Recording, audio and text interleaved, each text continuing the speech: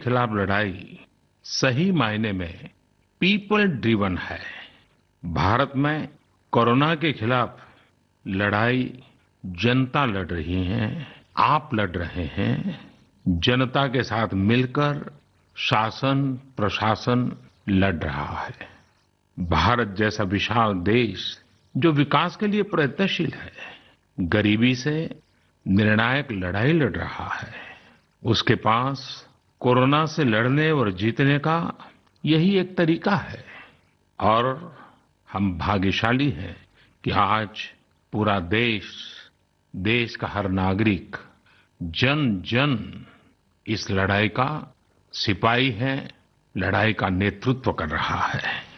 आप कहीं भी नजर डालिए, आपको एहसास हो जाएगा कि भारत की लड़ाई पीपल ड्रिवन है। जब पूरा विश्व इस महामारी के संकट से जूझ रहा है, भविष्य में जब इसकी चर्चा होगी, उसकी तौर तरीकों की चर्चा होगी, मुझे विश्वास है कि भारत की ये पीपल ड्रिवन लड़ाई, इसकी जरूर चर्चा होगी। पूरे देश में गली मोहल्लों में जगह जगह पर आज लोग एक दूसरे की सहायता के लिए आगे आए हैं। गरीबों के लिए खाने से लेकर राशन की व्यवस्था हो, लॉकडाउन का पालन हो, अस्पतालों की व्यवस्था हो, मेडिकल इक्विपमेंट का देश में ही निर्माण हो, आज पूरा देश एक लक्ष्य, एक दिशा, साथ साथ चल रहा है। ताली, थाली, दिया, मोमबत्ती, इन सारी चीजों ने जो भावनाओं को जन्म दिया, जिस जज्बे से देशवासियों ने कुछ न कुछ करने की ठान ली, हर किसी को इन बातों ने प्रेरित किया है। शहर हो या गांव, ऐसा लग रहा है जैसे देश में एक बहुत बड़ा महायज्ञ चल रहा है, जिसमें हर कोई अपना योगदान देने के लिए आतुर है। हमारे किसान भाई बहनों को ही देखिए, एक तरफ वो इस महामारी के बीच अपने खेतों में दिन रात मेहनत कर रहे हैं और इस बात की भी चिंता कर रहे हैं कि देश में कोई भी भूखा न सोए।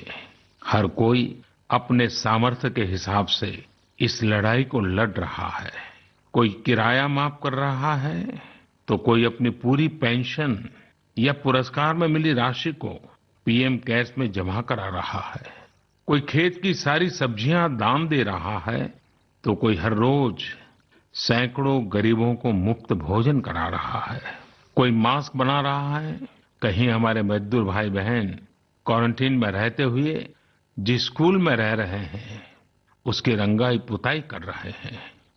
साथियों, दूसरों की मदद के लिए आपके भीतर हृदय के किसी कोने में जो ये उमड़ता घुमड़ता भाव है ना, वही कोरोना के खिलाफ भारत की इस लड़ाई को ताकत दे रहा है। वही इस लड़ाई को सच्चे मायने में पीपल ड्रिवन बना रहा है। और हमने देखा है पिछले कुछ साल में हमारे देश में यह मिजाज बना है, निरंतर मजबूत होता रहा है। चाहे करोड़ों लोगों का गैस सब्सिडी छोड़ना हो, लाखों सीनियर सिटीजन का रेलवे सब्सिडी छोड़ना हो, स्वच्छ भारत अभियान का नेतृत्व लेना हो, टॉयलेट बनाने हो, अनगिनत बातें ऐसी है। इन सारी बातों से पता चलता है हम सबको एक मन, एक मजबूत धागे से पिरो दिया है। एक होकर देश के लिए कुछ करने की प्रेरणा दी है। मेरे प्यारे देशवासियों, मैं पूरी नम्रता पूर्वक, बहुत ही आदर के साथ आज 130 करोड़ देशवासियों की इस भावना को सर झुका करके नमन करता हूं। आप अपनी भावना के अनुरूप देश के लिए अपनी रुचि के हिसाब से, अपने समय के अनुसार कुछ कर सके, इसके लिए सरकार ने एक डिजिटल प्लेटफॉर्म भी तैयार किया है। ये प्लेटफॉर्म है covidwarriors.gov.in। मैं दोबारा बोलता हूं, covidwarriors.gov.in। सरकार ने इस प्लेटफॉर्म के माध्यम से तमाम सामाजिक संस्थाओं के वॉलंटियर्स, सिविल सोसाइटी के प्रतिनिधि और स्थानीय प्रशासन को एक दूसरे से जोड़ दिया है। बहुत ही कम समय में इस पोर्टल से 1.25 करोड़ लोग जुड़ चुके हैं। इनमें डॉक्टर, नर्सिस से लेकर हमारी आशा, एएनएम बहनें, हमारे एनसीसी, एनएसएस के साथी, अलग अलग फील्ड के तमाम प्रोफेशनल्स, उन्होंने इस प्लेटफॉर्म को अपना प्लेटफॉर्म बना लिया है। ये लोग स्थानीय स्तर पर क्राइसिस मैनेजमेंट प्लान बनाने वालों में और उसकी पूर्ति में भी बहुत मदद कर रहे हैं। आप भी covidwarriors.gov.in से जुड़कर देश की सेवा कर सकते हैं, कोविड वॉरियर बन सकते हैं। साथियों, हर मुश्किल हालात, हर लड़ाई कुछ न कुछ सबक देती है, कुछ न कुछ सिखा करके जाती है, सीख देती है, कुछ संभावनाओं के मार्ग बनाती है और कुछ नई मंजिलों की दिशा भी देती है। इस परिस्थिति में आप सब देशवासियों ने जो संकल्प शक्ति दिखाई है, उससे भारत में एक नए बदलाव की शुरुआत भी हुई है। हमारे बिजनेस, हमारे दफ्तर, हमारे शिक्षण संस्थान, हमारा मेडिकल सेक्टर, हर कोई तेजी से नए तकनीकी बदलावों की तरफ भी बढ़ रहे हैं। टेक्नोलॉजी के फ्रंट पर तो वाकई ऐसा लग रहा है कि देश का हर इनोवेटर नई परिस्थितियों के मुताबिक कुछ न कुछ नया निर्माण कर रहा है। साथियों, देश जब एक टीम बनकर के काम करता है, तब क्या कुछ होता है, ये हम अनुभव कर रहे हैं। आज केंद्र सरकार हो, राज्य सरकार हो, इनका हर एक विभाग और संस्थान राहत के लिए मिलजुल करके पूरी स्पीड से काम कर रहे हैं। हमारे एविएशन सेक्टर में काम कर रहे लोग हों, रेलवे कर्मचारी हो, ये दिन रात मेहनत कर रहे हैं ताकि देशवासियों को कम से कम समस्या हो। आप में से शायद बहुत लोगों को मालूम होगा कि देश के हर हिस्से में दवाइयों को पहुंचाने के लिए लाइफलाइन उड़ान नाम से एक विशेष अभियान चल रहा है। हमारे इन साथियों ने इतने कम समय में देश के भीतर ही 3 लाख किलोमीटर की हवाई उड़ान भरी है और 500 टन से अधिक मेडिकल सामग्री देश के कोने-कोने में आप तक पहुंचाया है। इसी तरह रेलवे के साथी लॉकडाउन में भी लगातार मेहनत कर रहे हैं ताकि देश के आम लोगों को जरूरी वस्तुओं की कमी न हो। इस काम के लिए भारतीय रेलवे करीब-करीब 60 से अधिक रेल मार्ग पर 100 से भी ज्यादा पार्सल ट्रेन चला रही है। इसी तरह दवाओं की आपूर्ति में हमारे डाक विभाग के लोग बहुत अहम भूमिका निभा रहे हैं। हमारे ये सभी साथी सच्चे अर्थ में कोरोना के वॉरियर ही हैं। साथियों, प्रधानमंत्री गरीब कल्याण पैकेज के तहत गरीबों के अकाउंट में पैसे सीधे ट्रांसफर किए जा रहे हैं। वृद्धावस्था पेंशन जारी की गई है। गरीबों को 3 महीने के मुफ्त गैस सिलेंडर, राशन जैसी सुविधाएं भी दी जा रही हैं। इन सब कामों में सरकार के अलग अलग विभागों के लोग, बैंकिंग सेक्टर के लोग एक टीम की तरह दिन रात काम कर रहे हैं। और मैं हमारे देश की राज्य सरकारों की भी इस बात के लिए प्रशंसा करूंगा कि वो इस महामारी से निपटने में बहुत सक्रिय भूमिका निभा रही है। स्थानीय प्रशासन, राज्य सरकारें जो जिम्मेदारी निभा रही हैं, उसकी कोरोना के खिलाफ लड़ाई में बहुत बड़ी भूमिका है। उनका ये परिश्रम बहुत प्रशंसनीय है। मेरे प्यारे देशवासियों, देश भर से स्वास्थ्य सेवाओं से जुड़े लोगों ने अभी हाल ही में जो अध्यादेश लाया गया है, उस पर अपना संतोष व्यक्त किया है। इस अध्यादेश में कोरोना वॉरियर्स के साथ हिंसा, उत्पीड़न और उन्हें किसी रूप में चोट पहुंचाने वालों के खिलाफ बेहद सख्त सजा का प्रावधान किया गया है। हमारे doctor, nurses, paramedical staff, community health workers और ऐसे सभी लोग जो देश को कोरोना मुक्त बनाने में दिन रात जुटे हुए हैं, उनकी रक्षा करने के लिए ये कदम बहुत जरूरी था। मेरे प्यारे देशवासियों, हम सब अनुभव कर रहे हैं कि महामारी के खिलाफ इस लड़ाई के दौरान हमें अपने जीवन को, समाज को, हमारे आसपास हो रही घटनाओं को एक फ्रेश नजरिए से देखने का अवसर भी मिला है। समाज के नजरिए में भी व्यापक बदलाव आया है। आज अपने जीवन से जुड़े हर व्यक्ति की अहमियत का हमें आभास हो रहा है। हमारे घर में काम करने वाले लोग हों, हमारी जरूरतों को पूरा करने के लिए काम करने वाले हमारे सामान्य कामगार हों, पड़ोस की दुकानों में काम करने वाले लोग हों, इन सब की कितनी बड़ी भूमिका है, हमें ये अनुभव हो रहा है। इसी तरह जरूरी सेवाओं की डिलीवरी करने वाले लोग, मंडियों में काम करने वाले हमारे मजदूर भाई बहन, हमारे आस पड़ोस के ऑटो चालक, रिक्शा चालक, आज हम अनुभव कर रहे हैं कि इन सब के बिना हमारा जीवन कितना मुश्किल हो सकता है। आजकल सोशल मीडिया में हम सब लोग लगातार देख रहे हैं कि लॉकडाउन के दौरान लोग अपने इन साथियों को न सिर्फ याद कर रहे हैं, उनकी जरूरतों का ध्यान रख रहे हैं, बल्कि उनके बारे में बहुत सम्मान से लिख भी रहे हैं। आज देश के हर कोने से ऐसी तस्वीरें आ रही हैं कि लोग सफाई कर्मियों पर पुष्प वर्षा कर रहे हैं। पहले उनके काम को संभवतः आप भी कभी नोटिस नहीं करते थे। डॉक्टर हो, सफाई कर्मी हो, अन्य सेवा करने वाले लोग हो, इतना ही नहीं, हमारी पुलिस व्यवस्था को लेकर भी आम लोगों के सोच में काफी बदलाव हुआ है। पहले पुलिस के विषय में सोचते ही नकारात्मकता के सिवाय हमें कुछ नजर नहीं आता था।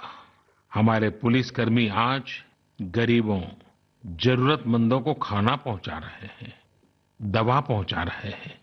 जिस तरह से हर मदद के लिए पुलिस सामने आ रही है, इससे पुलिसिंग का मानवीय और संवेदनशील पक्ष हमारे सामने उभर करके आया है, हमारे मन को झकझोर दिया है, हमारे दिल को छू लिया है। एक ऐसा अवसर है जिसमें आम लोग पुलिस से भावात्मक तरीके से जुड़ रहे हैं। हमारे पुलिसकर्मियों ने इसे जनता की सेवा के एक अवसर के रूप में लिया है और मुझे पूरा विश्वास है इन घटनाओं से आने वाले समय में सच्चे अर्थ में बहुत ही सकारात्मक बदलाव आ सकता है और हम सब ने इस सकारात्मकता को कभी भी नकारात्मकता के रंग से रंगना नहीं है। साथियों, हम अक्सर सुनते हैं प्रकृति, विकृति और संस्कृति। इन शब्दों को एक साथ देखें और इसके पीछे के भाव को देखें तो आपको जीवन को समझने का भी एक नया द्वार खुलता हुआ दिखेगा। अगर मानव प्रकृति की चर्चा करें तो ये मेरा है, मैं इसका उपयोग करता हूं। इसको और इस भावना को बहुत स्वाभाविक माना जाता है, किसी को इसमें कोई ऐतराज नहीं होता। इसे हम प्रकृति कह सकते हैं। लेकिन जो मेरा नहीं है, जिस पर मेरा हक नहीं है, उसे मैं दूसरे से छीन लेता हूं, उसे छीनकर उपयोग में लाता हूं, तो हम इसे विकृति कह सकते हैं। इन दोनों से परे, प्रकृति और विकृति से ऊपर जब कोई संस्कारित मन सोचता है या व्यवहार करता है तो हमें संस्कृति नजर आती है। जब कोई अपने हक की चीज, अपनी मेहनत से कमाई चीज, अपने लिए जरूरी चीज कम हो या अधिक, इसकी परवाह किए बिना किसी व्यक्ति की जरूरत को देखते हुए खुद की चिंता छोड़कर अपने हक के हिस्से को बांट करके किसी दूसरे की जरूरत पूरी करता है, वही तो संस्कृति है। साथियों, जब कसौटी का काल होता है तब इन गुणों का परीक्षण होता है। आपने पिछले दिनों देखा होगा कि भारत ने अपने संस्कारों के अनुरूप, हमारी सोच के अनुरूप, हमारी संस्कृति का निर्वहन करते हुए कुछ फैसले लिए। संकट की इस घड़ी में दुनिया के लिए भी, समृद्ध देशों के लिए भी दवाइयों का संकट बहुत ज्यादा रहा है। एक ऐसा समय है कि अगर भारत दुनिया को दवाइयां न भी दे तो कोई भारत को दोषी नहीं मानता। हर देश समझ रहा है कि भारत के लिए भी उसकी प्राथमिकता अपने नागरिकों का जीवन बचाना है। लेकिन साथियों, भारत ने प्रकृति विकृति की सोच से परे होकर फैसला लिया। भारत ने अपनी संस्कृति के अनुरूप फैसला लिया। हमने भारत की आवश्यकताओं के लिए जो करना था उसका प्रयास तो बढ़ाया ही, लेकिन दुनिया भर से आ रही मानवता की रक्षा की पुकार पर भी पूरा पूरा ध्यान दिया। हमने विश्व के हर जरूरतमंद तक दवाइयों को पहुंचाने का बीड़ा उठाया और मानवता के इस काम को करके दिखाया। आज जब मेरी अनेक देशों के राष्ट्राध्यक्षों से फोन पर बात होती है तो वो भारत की जनता का आभार जरूर व्यक्त करते हैं। जब वो लोग कहते हैं thank you India, thank you people of India, तो देश के लिए गर्व और बढ़ जाता है। इसी तरह इस समय दुनिया भर में भारत के आयुर्वेद और योग के महत्व को भी लोग बड़े विशिष्ट भाव से देख रहे हैं। सोशल मीडिया पर देखिए, हर तरफ इम्यूनिटी बढ़ाने के लिए किस तरह से भारत के आयुर्वेद और योग की चर्चा हो रही है। कोरोना की दृष्टि से आयुष मंत्रालय ने इम्यूनिटी बढ़ाने के लिए जो प्रोटोकॉल दिया था, मुझे विश्वास है कि आप लोग इसका प्रयोग जरूर कर रहे होंगे। गर्म पानी, काढ़ा और जो अन्य दिशा निर्देश आयुष मंत्रालय ने जारी किए हैं वो आप अपनी दिनचर्या में शामिल करेंगे तो आपको बहुत लाभ होगा। साथियों, वैसे ये दुर्भाग्य रहा है कि कई बार हम अपनी ही शक्तियां और समृद्ध परंपराओं को पहचानने से इनकार कर देते हैं। लेकिन जब विश्व का कोई दूसरा देश एविडेंस बेस्ड रिसर्च के आधार पर वही बात करता है, हमारी फॉर्मूला हमें सिखाता है, तो हम उसे हाथों हाथ ले लेते हैं। संभवतः इसके पीछे एक बहुत बड़ा कारण सैकड़ों वर्षों की हमारी गुलामी का कालखंड रहा है। इस वजह से कभी कभी हमें अपनी ही शक्ति पर विश्वास नहीं होता है, हमारा आत्मविश्वास कम नजर आता है। इसलिए हम अपने देश की अच्छी बातों को, हमारे पारंपरिक सिद्धांतों को एविडेंस बेस्ड रिसर्च के आधार पर आगे बढ़ाने के बजाय उसे छोड़ देते हैं, उसे हीन समझने लगते हैं। भारत की युवा पीढ़ी को अब इस चुनौती को स्वीकार करना होगा। जैसे विश्व ने योग को सहज स्वीकार किया है, वैसे ही हजारों वर्षों पुराने हमारे आयुर्वेद के सिद्धांतों को भी विश्व अवश्य स्वीकार करेगा। हाँ, इसके लिए युवा पीढ़ी को संकल्प लेना होगा और दुनिया जिस भाषा में समझती है उस वैज्ञानिक भाषा में हमें समझाना होगा, कुछ करके दिखाना होगा। साथियों, वैसे कोविड-19 के कारण कई सकारात्मक बदलाव हमारे काम करने के तरीके, हमारी जीवन शैली और हमारी आदतों में भी स्वाभाविक रूप से अपनी जगह बना रहे हैं। आपने सबने भी महसूस किया होगा, इस संकट ने कैसे अलग अलग विषयों पर हमारी समझ और हमारी चेतना को जागरूक किया है। जो असर हमें अपने आसपास देखने को मिल रहे हैं, इनमें सबसे पहला है मास्क पहनना और अपने चेहरे को ढककर रखना। कोरोना की वजह से बदलते हुए हालात में मास्क भी हमारे जीवन का हिस्सा बन रहा है। वैसे हमें इसकी भी आदत कभी नहीं रही कि हमारे आसपास के बहुत सारे लोग मास्क में दिखे, लेकिन अब हो यही रहा है। हाँ, इसका ये मतलब नहीं है कि जो मास्क लगाते हैं वे सभी बीमार हैं। और जब मैं मास्क की बात करता हूं तो मुझे एक पुरानी बात याद आती है। आप सबको भी याद होगा, एक जमाना था कि हमारे देश के कई ऐसे इलाके ऐसे होते थे कि वहां अगर कोई नागरिक फल खरीदता हुआ दिखता था तो आस पड़ोस के लोग उसको जरूर पूछते थे, क्या घर में कोई बीमार है?